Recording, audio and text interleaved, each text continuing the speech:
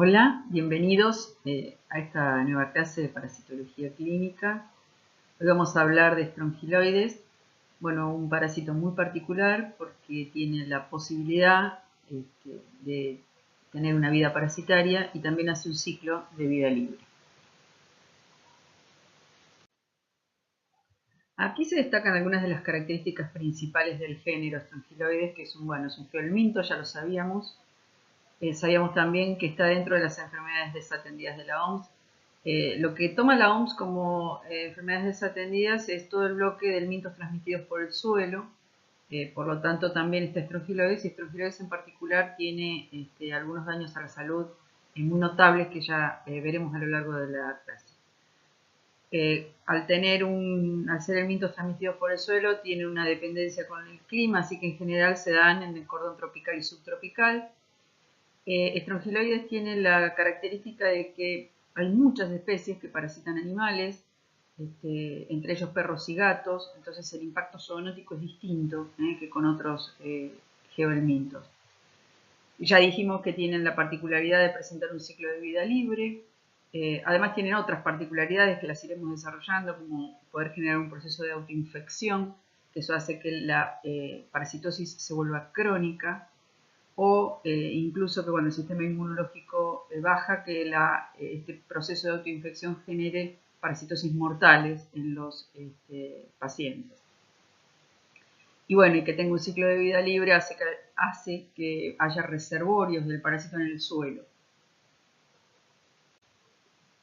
Vemos el mapa de la distribución geográfica de la estrongiloideasis. Ya dijimos, es el cordón tropical, subtropical, las zonas más cálidas en Argentina. Está marcado en el mapa la zona más norte, acá, a ver, ahí, con un color bien oscuro, es decir, como área hiperendémica. De todos modos, ya sabemos, porque dijimos, hay casos de estrongiloidosis incluso más abajo, es decir, más o menos de la mitad del país para arriba, como sitios donde se encuentra el ciclo, ¿verdad? Eso no quiere decir que ustedes puedan atender un paciente que venga de otro lado, pero que, de alguna manera haya tenido la posibilidad de infectarse.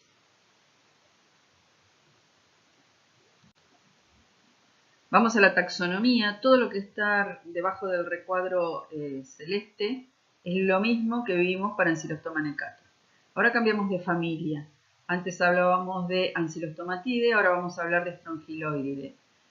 Dentro de esa familia, el género que nos interesa es Strongyloides. Y tiene la característica, estos nematodes, de que la hembra parásita es partenogenética o partenogénica. ¿Qué quiere decir eso? Que la hembra puede producir progenie sin el macho.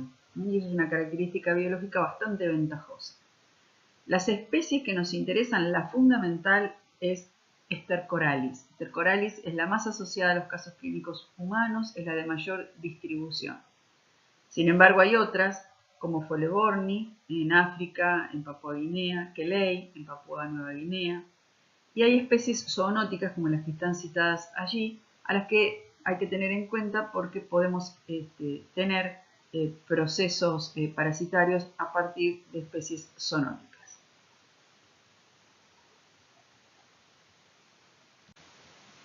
Vamos a explicar el ciclo biológico. Tiene algunas similitudes con Ancylostoma necator y particularidades, por supuesto.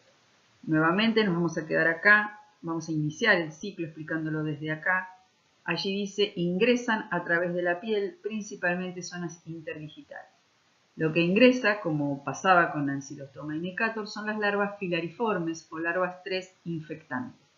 Esa es la principal vía de transmisión o de infección. En Strongyloides stercoralis, estas larvas también pueden ingresar vía oral o fecal oral, ya vamos a ver en qué caso puede ser eso, pero vía oral también pueden ingresar y desarrollar el ciclo biológico como si lo hicieran ingresando por la piel. ¿Qué es lo que va a pasar? Lo mismo que en la situación de los ancilostomidios, van a alcanzar las venas una vez que han ingresado por la piel. Estamos acá en este punto. Van a alcanzar las venas, van a ser transportadas al corazón, siguen la circulación, corazón derecho, lo mismo que vimos, hacen el ciclo de los, como vimos en la clase anterior, es decir, estamos en este circuito. Penetran los alvéolos, es decir, corazón derecho, arteria pulmonar, se meten a los pulmones, penetran los alvéolos, suben por la tráquea y son deglutidos. ¿Qué pasa? Son deglutidos, por supuesto, por la faringe, a través de la faringe. Las larvas, entonces, alcanzan el intestino delgado, estamos acá, ¿sí? Alcanzan el intestino delgado, son todavía larvas, van a mudar y se van a transformar en hembras adultas. ¿Qué hacen esas hembras adultas? Bueno, lo que van a hacer es meterse en la mucosa intestinal en pequeñas criptas o túneles entre los enterocitos. Se quedan, si bien, o sea, no están en el lumen, están internalizadas en pequeñas criptas en la mucosa intestinal.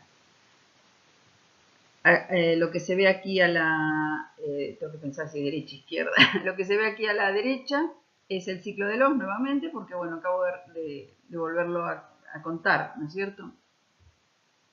Todo el circuito. Bien, hasta ahora no hemos encontrado grandes diferencias. ¿Qué pasa entonces con estas hembras?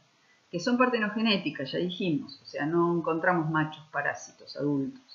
Esas hembras que están en esos túneles dentro de los enterocitos comienzan a producir huevos. Esos huevos, de esos huevos va a eclosionar una larva rhabditoide. Todo eso va a ocurrir en esas criptas o en la submucosa. Y esas larvas rhabditoides van a salir al lumen intestinal y van a aparecer en heces, ¿sí? Entonces estamos en este punto donde los huevos desarrollan, acá, donde los huevos desarrollan y liberan larvas rhabditoides, y las larvas rhabditoides aparecen en heces. ¿Qué pasa con esas larvas rhabditoides que caen con la materia fecal? Bueno, aquí tienen la posibilidad de seguir dos caminos. Después les voy a mostrar un pequeño esquema del ciclo de vida libre para que eso quede más claro. Pero acá les cuento que lo que puede pasar con estas larvas rhabditoides es que sufran dos mudas, vamos al ciclo parasitario, sufran dos mudas y se conviertan en larvas filariformes infectantes, en esas larvas 3 infectantes, que lo que van a hacer ahora es buscar un hospedador, ¿verdad? Y ingresar por la piel para reiniciar el ciclo. Esa es una opción, es el ciclo, o sea, algunos de esos huevos, de esas larvas eliminadas por materia fecal seguirán ese camino.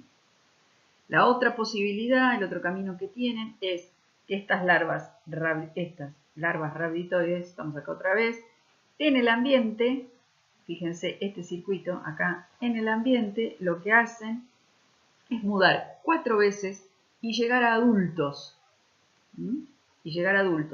Machos y hembras. Ahora sí hay un macho de vida libre. En la vida libre se encuentran ejemplares machos y hembras. Bueno, que por supuesto van a copular. La hembra va a poner huevos. De esos huevos van a nacer larvas. Y bueno, y las larvas pueden mudar, ¿sí? Y volverse infectivas, ser larvas infectivas, o lo que pueden hacer esas larvas es, en lugar de ingresar al ciclo parasitario, seguir dentro del ciclo de vida libre. O sea, mudar adultos, machos y hembras. No se complejicen con el tema de cuántas mudas hay. En general los nematodes, que se puede más o menos generalizar, tienen 4 estados larvales. Llegan hasta larva 4 y después ya son adultos. Hay excepciones, pero digamos que en general pasa eso. Lo importante es que sepan que tienen que mudar, que tienen que cambiar, que necesitan determinadas condiciones para que eso pase. Ese es el concepto.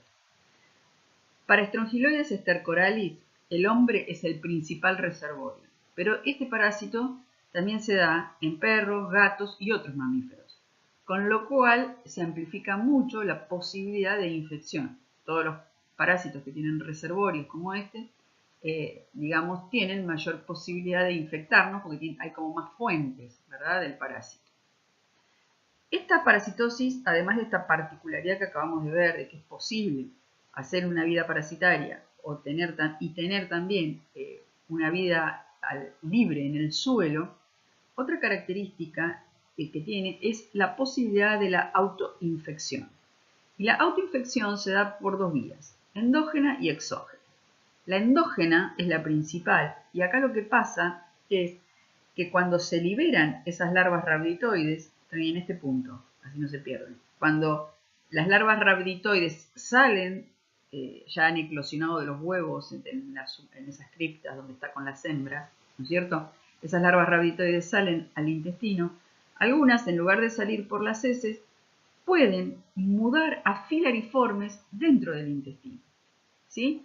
Si logran eso, estamos en este sentido, acá, si logran eso, si logran mudar a filariformes dentro del intestino, lo que hacen es atravesar la mucosa intestinal, ganar la circulación, ¿sí? Y reiniciar el ciclo, es decir, volver a hacer el ciclo biológico como lo hubieran hecho si hubieran ingresado por la piel o por el sistema digestivo. Es decir, vuelven a ganar el corazón, pasan a la arteria pulmonar, de la arteria pulmonar al pulmón, suben, son deglutidas y vuelven al intestino, donde llegan a hembras adultas que se meten en la submucosa, con lo cual estamos aumentando mucho la carga parasitaria, ¿sí?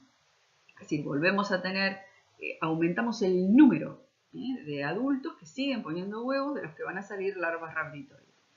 Este proceso de autoinfección endógena se mantiene en el hospedador en un estado, digamos, como subclínico y hace que la parasitosis se extienda por muchos años. Lo que puede pasar, la gravedad de esto es que cuando el paciente tiene estrongiloidosis, esta autoinfección permite algo que se conoce como el síndrome de hiperinfección, ¿sí? La estrongiloidosis hiperinfectiva. ¿Y eso qué significa? Que aumenta muchísimo el número de larvas filariformes, de rhabditoides que se transforman en filariformes en el intestino, y entonces aumenta mucho la carga parasitaria. Y uno empieza a encontrar al paciente con un deterioro, o sea, eso se transmite a la clínica, por supuesto, y además empezamos a encontrar larvas filariformes, tanto en heces como en esputo, por ejemplo. Está en el síndrome de hiperinfección, lo que les conté es que las larvas hacen el mismo circuito que hacen en el ciclo biológico. Ese es uno de los eventos. Y el peor de todos es que se puede dar lo que se conoce como estrongiloidosis diseminada, que es esto que les estoy mostrando acá, ¿sí? Que no solo las larvas hagan el circuito que tienen previsto, digamos, que ya hacen en el ciclo biológico, como un hámster que camina por una ruedita y hace siempre ese ciclo, sino que ahora además las larvas lo que hacen es, en lugar, cuando llegan al corazón, en lugar de meterse todas en pulmón y seguir el ciclo, algunas siguen con la circulación y hacen invasiones sistémicas. Entonces, estamos en este punto donde tenemos larvas que pueden invadir corazón, pulmón, cerebro. Los casos de estrongiloidosis diseminada son muy graves, más del 90% son mortales. Tanto el síndrome de hiperinfección, o sea, con mucha cantidad de larvas filariformes en su circuito de ciclo biológico, como el de la diseminada, vamos a ver que se dan en pacientes que por algún motivo se depresiona el sistema inmunológico o reciben, por ejemplo, medicación con corticoides justamente dentro de algún proceso mórbido. En general, en los pacientes que podríamos decir inmunológicamente sanos o inmunocompetentes, la estrongiloidosis se puede dar con alguna sintomatología o sintomatología leve y persistir por mucho tiempo por esta autoinfección endógena, pero que no se manifiesta de una manera exagerada. Existe además la posibilidad de la autoinfección exógena. ¿Qué quiere decir esto? Que esas larvas filariformes que salen con la materia fecal cuando ocurre la autoinfección endógena puedan ingresar a la piel desde la zona perianal, es decir, que salen con la materia fecal y pueden ingresar a la piel y reiniciar el ciclo. No es la vía epidemiológicamente más importante, por supuesto, pero eso se ve está descrito como larva currens y bueno, en un ratito les voy a mostrar un poco más de ese tema, ¿sí? Lo que les dejo acá es más o menos un resumen de lo que dijimos, qué pasa con el ciclo parasitario y qué pasa con el ciclo no parasitario, ¿sí? Parasitario, no parasitario o de vida libre. Bueno, y ahí lo que dice es que en el parasitario, lo que ya dijimos, los huevos se eclosionan en larvas rhabditoides, eso ocurre en la submucosa, en esas criptas, y las larvas son las que aparecen en materia fecal. Algo habíamos adelantado cuando hablamos de Ancylostoma necator, que dijimos que si vemos huevos de estos nematodes, pensamos en Ancylostoma necator, si vemos larvas rhabditoides, el diagnóstico se inclina hacia estrongiloides. Esas larvas rhabditoides se pueden transformar en filariformes, ya lo dijimos, y bueno, producir los procesos de autoinfestación, y que la fase autoinfectiva es la que permite la persistencia o incluso la complicación, como les expliqué antes. En el ciclo de vida libre, los machos y las hembras se producen en el suelo y mantienen la infestación en el suelo. Estos ciclos se dan en forma paralela o concomitante y bueno, que ocurra uno u otro depende, en mayor proporción, depende de las condiciones ambientales. Bien, en relación con lo que estábamos hablando del ciclo de vida en el suelo, el ciclo de vida libre, les muestro acá está la hembra de vida libre, el macho de vida libre en el suelo. ¿Qué pasa? Copulan, ponen huevos. Los huevos van a madurar, ¿sí? Van a contener una larva, ya sabemos esto, la primera larva es rhabditoide, esto es general, es para todos. Esa larva va a eclosionar, acá están, eclosionan las larvas, esto es lo mismo que Ancylostoma necator, el proceso me refiero. Eclosionan las larvas rhabditoides y bueno, y una vez que están en el suelo pueden ir a hacer dos cosas, o sea, tienen posibilidades de tomar dos caminos. Uno es, si las condiciones ambientales son favorables, temperatura, humedad del suelo, etc., estamos en este punto, acá, si las condiciones ambientales son favorables, lo que hacen es sufrir 4 mudas, esto ya lo vimos recién, simplemente ahora se los estoy separando, y lo que hacen es dirigirse hacia nuevos ejemplares, que se formen más ejemplares adultos, machos y hembras, que seguirán poniendo huevos y seguirá enriqueciendo el suelo. Cuando las condiciones medioambientales son desfavorables, acá lo que hacen es sufren 2 mudas y se transforman en infectivas y bueno, buscan un nuevo hospedador. ¿Sí? Entonces, en el suelo está el ciclo de vida libre. En el hombre, y vimos también en muchos animales, se da el ciclo parasitario. En esta diapositiva les queda como el resumen de lo que dijimos respecto a la autoinfección, que da lugar a las dos formas más graves de la estrongiloidosis. Por un lado, el síndrome de hiperinfección y por otro lado, la diseminada. ¿Sí? En la hiperinfección, lo dijimos, las larvas aumenta mucho la carga parasitaria, pero no salen del circuito del ciclo biológico. En la diseminada se pueden encontrar parásitos en corazón, riñones, órganos. Eso produce suele producir, de hecho, un shock séptico. Hay traslocación de bacterias desde el intestino a distintas partes del organismo. Esas migraciones son muy graves. Hay fiebre, mucho dolor abdominal, pérdida, vómitos, hay un deterioro general en la diseminada. En el síndrome de hiperinfección es un poco más leve, pero pasar de un estado al otro puede ser bastante fácil, ¿no es cierto? Un paciente que está en un síndrome de hiperinfección, a los que se accede, como dijimos, se entra en ese estado en general con factores de riesgo como terapia con corticosteroides, estar inmunosuprimido por trasplantes, situaciones de inmunosupresión como por ejemplo alcoholismo, HIV, otras enfermedades que depresionen el sistema inmune. Bueno, todo eso condiciona la posibilidad de la hiperinfección.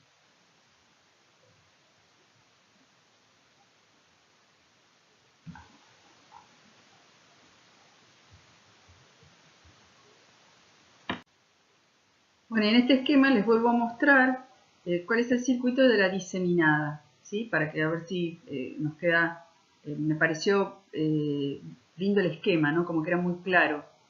Y tenemos entonces la posibilidad de un paciente que tenga una estrongiloidosis subclínica, donde no le trae mayores problemas, o la posibilidad de un paciente inmunosuprimido que se infecte.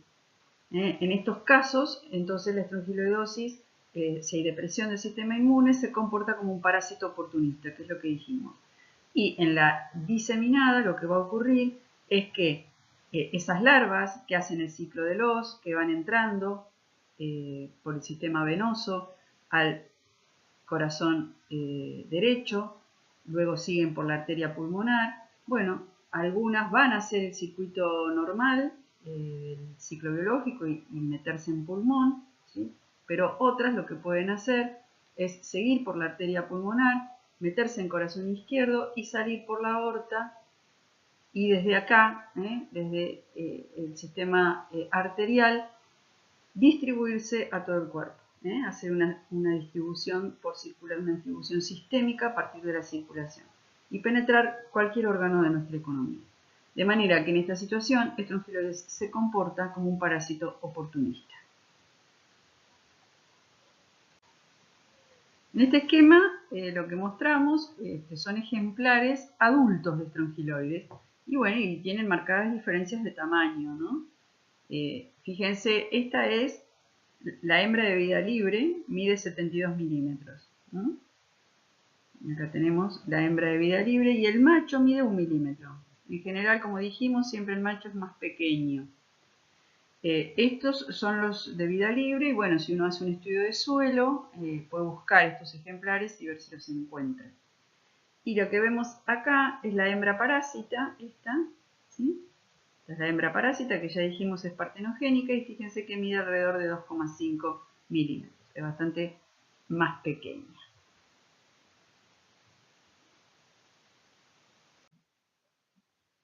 En cuanto a la morfología de la larva rablitoide, que es la etapa diagnóstica, porque en condiciones normales, cuando un paciente tiene estrongiloidosis, uno lo que busca son larvas rablitoides en materia fecal, es lo que va a encontrar, ¿sí?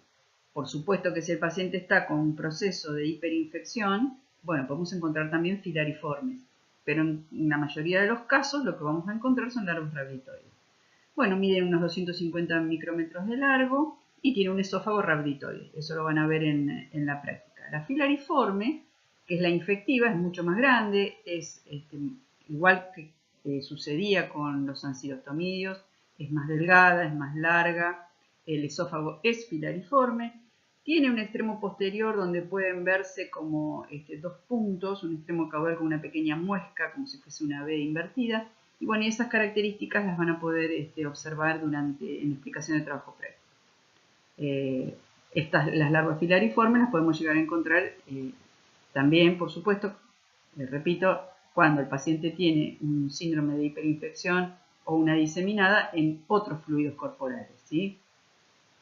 Sino en condiciones normales, lo que uno hace el diagnóstico de estrongiloidosis, en casi todas las veces, digamos, en pacientes inmunológicamente sanos, es a través del hallazgo de larvas rablitoides en materia fecal. Y uno encuentra cosas como estas, como una larva rablitoide, como dice ahí, de Strongyloides stercoralis. Esta diapositiva no hace referencia a que tenga tinción, pero no tienen ese color, son bastante transparentes, así que esto es, claramente le han puesto el bol para que tenga esa tonalidad más amarilla o marronada. Aquí vemos fotos de campos microscópicos donde se ven larvas de Strongyloides stercoralis. Estas fotos son de un grupo en una red social de bioquímicos que presentan algunos casos. Las tomé de ahí. Algunos casos son para mostrar y otros no, porque a veces hay confusiones muy serias.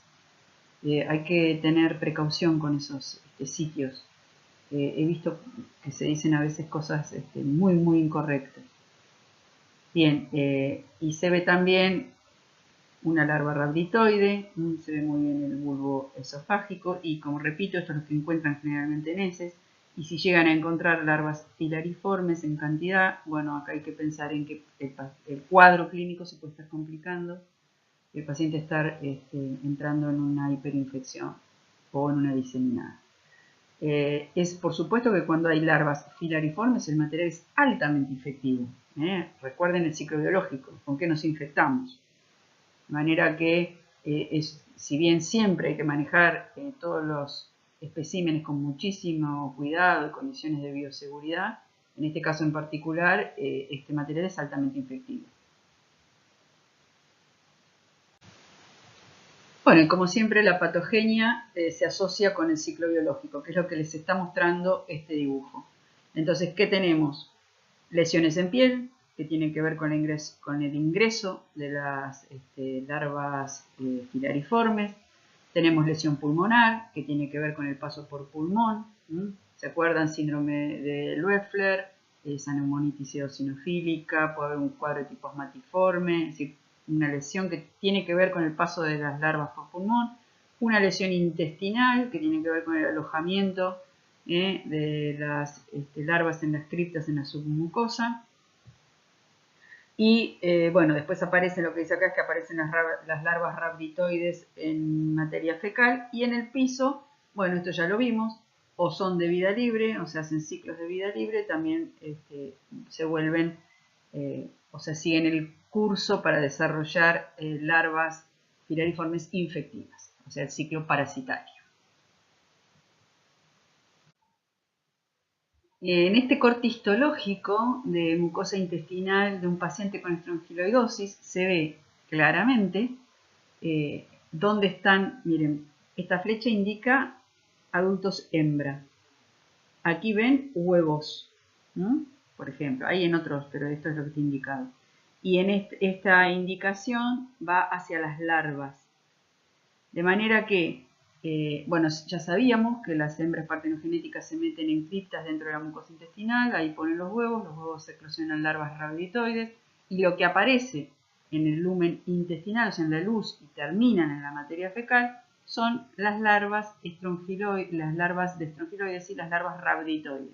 Ahí les dibujé una más o menos.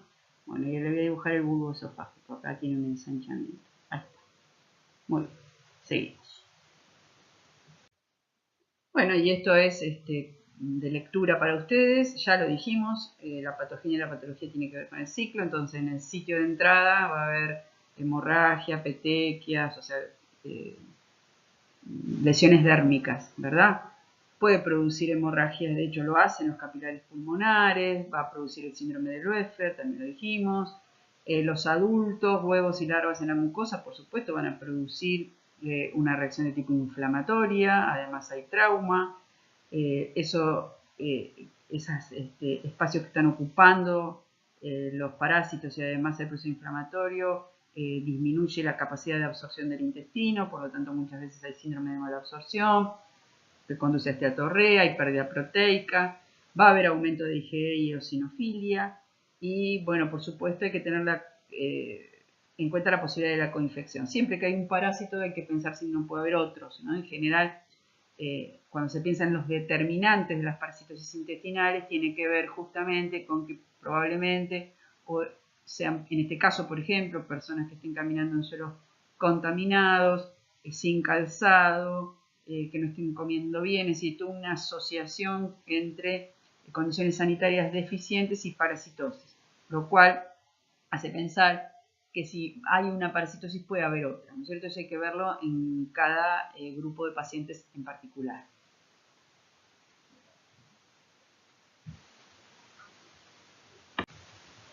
Bueno, en esta foto se ve algunas de las lesiones en piel.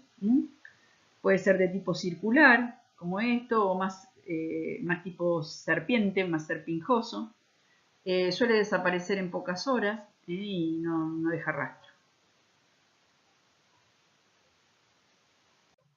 Bueno, vemos acá en esquema lo que estuvimos diciendo, ¿sí?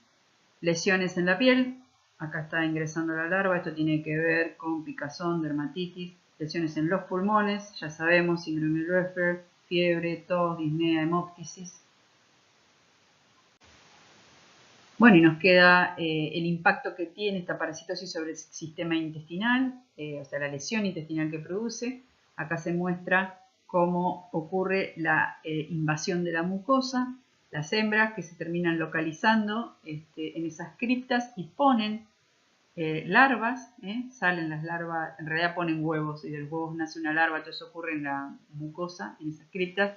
Lo que sale a la luz intestinal son las larvas rhabditoides y en general este proceso se traduce en un dolor alto, un dolor epigástrico, duele y duele con ardor, es como que arde, una sensación de ardor parecido al de una úlcera duodenal. Y el paciente suele tener ciclos de diarrea que alternan con constipación y se cree que este proceso de constipación el parásito, digamos, lo utiliza, por decirlo de alguna manera, para dar tiempo a que esas larvas rhabditoides se transformen en filariformes y se logren entonces los procesos de autoinfestación, que pueden ser tanto de autoinfección interna, como vimos, o de autoinfección externa. Vamos a ver que si hay larvas filariformes que salen con la materia fecal, pueden volver a ingresar por la piel, por ejemplo, perianal. Esta es la autoinfección exógena o externa. Esto tiene que ver con permanencia de materia fecal sobre la piel y que tenía larvas filariformes. Ya hay un proceso con larvas filariformes. Se llama larva currens. En este caso, para estrongiloidosis se le dice larva currens, que quiere decir larva que corre, porque bueno, va bastante rápido. Se calcula a unos 5 centímetros por hora. Y bueno, por supuesto que la intensidad de esto puede variar en distintas personas y está muy relacionado también con condiciones higiénicas. Bueno, ¿cómo hacemos el diagnóstico? Ya sabemos que hay larvas rhabditoides en materia fecal, en condiciones normales, así que vamos a buscar esas larvas en las heces. Puede ser difícil el diagnóstico porque a veces hay pocas larvas, la producción es irregular, la mayoría de las veces la parasitosis es subclínica. Entonces vamos a ver que hay algunos instrumentos para mejorar la sensibilidad, algunas técnicas para mejorar la sensibilidad. Podemos llegar a encontrar larvas en líquido duodenal, no es que se pide para hacer un diagnóstico de rutina líquido duodenal, pero bueno, podemos estar analizando un líquido duodenal y que encontrarnos con larvas. Es muy, muy raro encontrar huevos de estrongiloides en heces. Muy raro. O sea, es algo totalmente excepcional. Recuerden que cuando encontrábamos mayoritariamente huevos, nosotros pensamos en Ancylostoma necator. Cuando se encuentra larvas rhabditoides, nos inclinamos por estrongiloidosis. Como siempre, hay que considerar la correlación con la epidemiología. Siempre, o sea, va a haber pilares en general para todo. Los pilares del diagnóstico son lo epidemiológico, lo clínico y los datos de laboratorio. Y somos nosotros, los bioquímicos, los que generalmente terminamos dando la información del diagnóstico de certeza.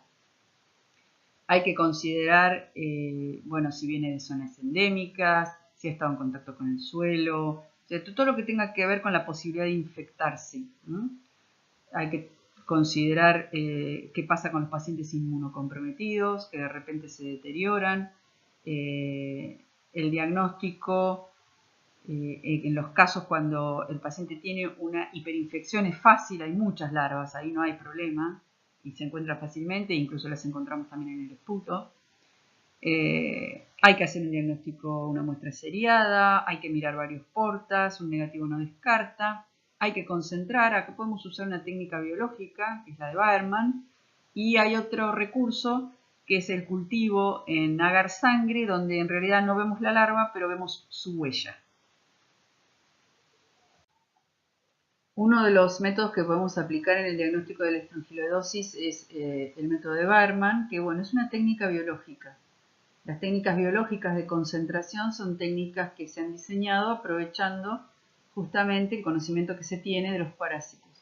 Y de lo que nos valemos acá es de saber que las larvas de estrongiloides tienen hidrotropismo positivo y también son termofílicas. Entonces lo que se hace es poner materia fecal por ejemplo, en un papel de filtro o en un plato que esté cribado, o sea, que permita que después el paso de las larvas. Se coloca en un embudo y en el embudo lo que se hace es poner agua tibia a 30-35 grados y se deja en reposo esto durante al menos una hora. Puede extenderse a 24-48 horas y lo que va a suceder entonces es que si había larvas presentes en la materia fecal, gracias a su hidrotropismo y a su termofilia, van a bajar al agua, por lo tanto después vamos a abrir el vástago de este tubo y al abrir esa canilla y recolectar el líquido, en ese líquido lo vamos a pasar a un tubo de centrífuga, vamos a centrifugar y en el pellet vamos a buscar las larvas. Bueno, de acuerdo al tiempo que le dimos, las larvas pueden incluso mudar, así que las larvas deben estar vivas porque si no, no conseguimos que vayan a la parte acuosa. Así que es un método que hay que manejarlo con mucha bioseguridad.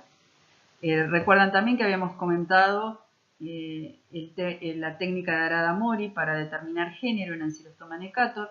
Y en este caso, si nosotros hacemos Arada-Mori para estrongiloides, podemos llegar incluso a encontrar formas adultas de vida libre. Esas son todas cosas que tenemos que tener en cuenta. Este es el método que les comentaba de un cultivo en agar sangre. Y lo que se hace acá es, en el centro de la placa se coloca la materia fecal. Siembra de heces en el centro, estamos acá. No la distribuimos. Y lo ponemos a una estufa de cultivo a 37 grados centígrados durante 24 horas. Si en esas heces hay larvas, las larvas van a empezar a migrar y al migrar van a arrastrar bacterias de la materia fecal y lo que nosotros vamos a ver es el desarrollo de esas colonias de bacterias. De manera que lo que están dejando las larvas en realidad es una huella. De una forma muy particular y bastante ingeniosa de saber que en esa materia fecal hay larvas, pero no las estamos viendo. Bueno, les muestro aquí las fotos de los dos elementos diagnósticos que podemos llegar a encontrar, tanto larvas rhabditoides como filariformes. Recuerden las filariformes en casos excepcionales, hiperinfección diseminada. Lo que vamos a encontrar generalmente es la rhabditoide. Bueno, puede ser aspiración duodenal, biopsia intestinal. Ya dijimos en la diseminada, las larvas pueden estar en cualquier parte. Esputo, líquido broncoalveolar, líquido cefalorraquídeo, orina, citis, todo lo que tienen nombrado acá. Las primeras, esputo, líquido broncoalveolar, por supuesto las pueden encontrar tanto en la hiperinfección como en la diseminada. Ya encontrarlas en orina, en líquido cefalorraquídeo, está hablando de una diseminada.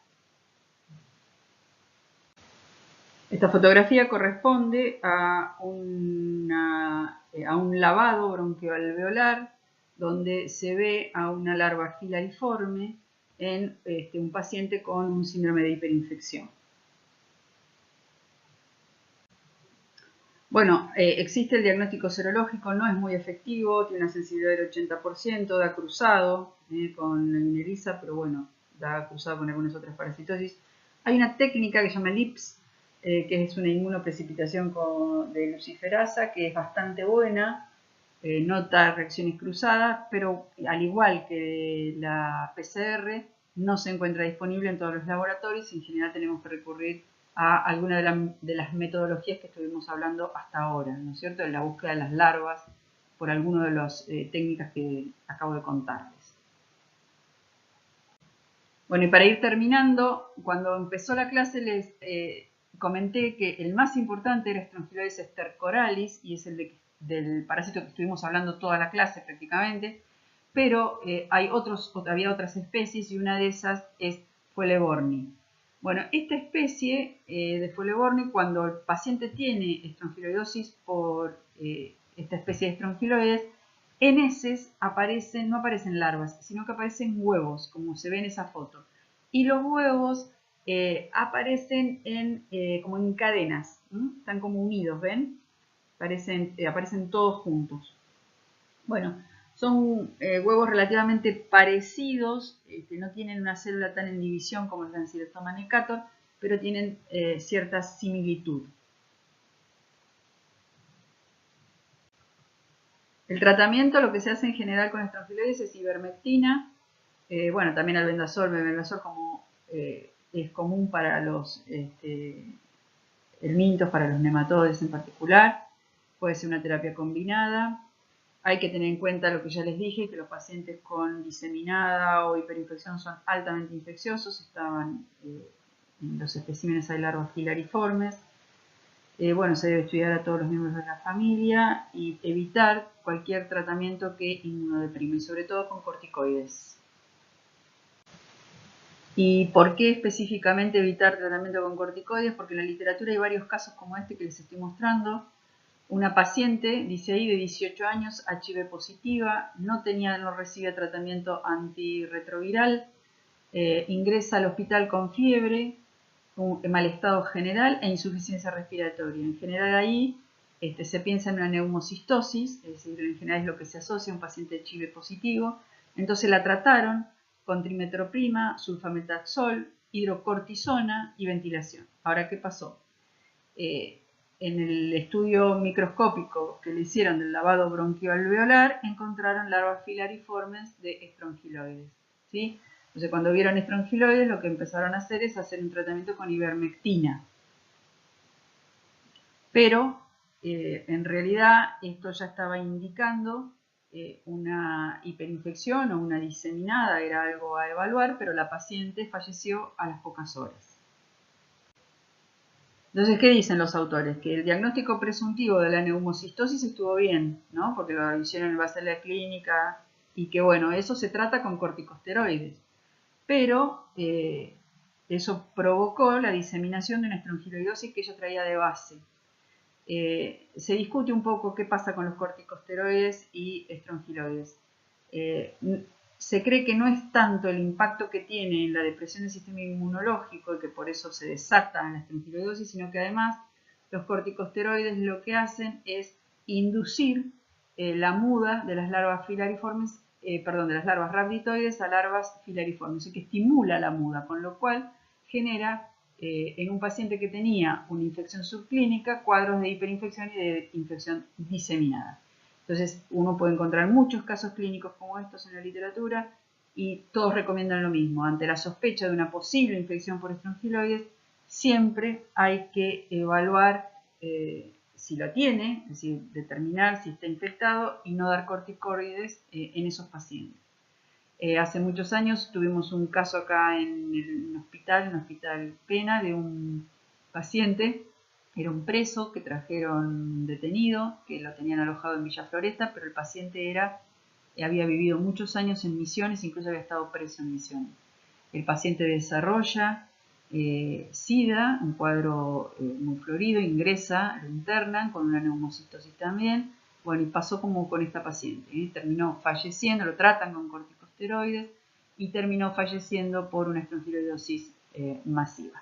O sea que esta es una situación que se agrega al manejo de la estrongiloidosis que debe ser muy, muy cuidadoso.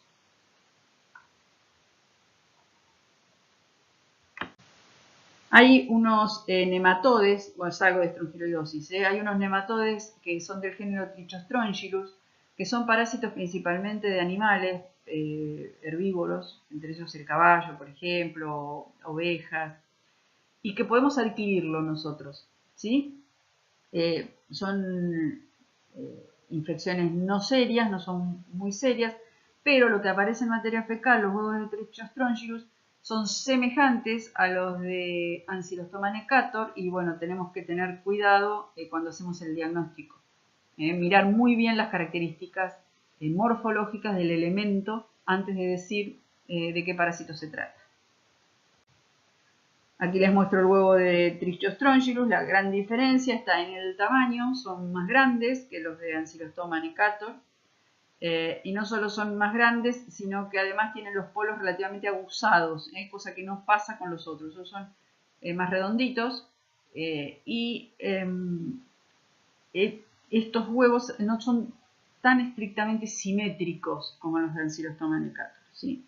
Así que bueno, tengamos presente, miremos bien las características antes de hacer el diagnóstico. Y bueno, terminamos la clase esta vez con una pintura. Probablemente los molesten las clases con este tipo de cosas. Esta es una pintura de Diego Rivera que se llama El cargador de flores o El cultivador de flores. Bueno, Diego Rivera, además de pintar muy bien, era el marido de Frida Kahlo y el amor de Frida Kahlo. Y era un muralista excepcional. Si alguna vez tienen la oportunidad de ir a México, no dejen de ver sus murales, que son realmente dignos de admiración. Bueno, hay en otras partes del mundo, pero bueno, México es su lugar. Nos vemos en la próxima clase.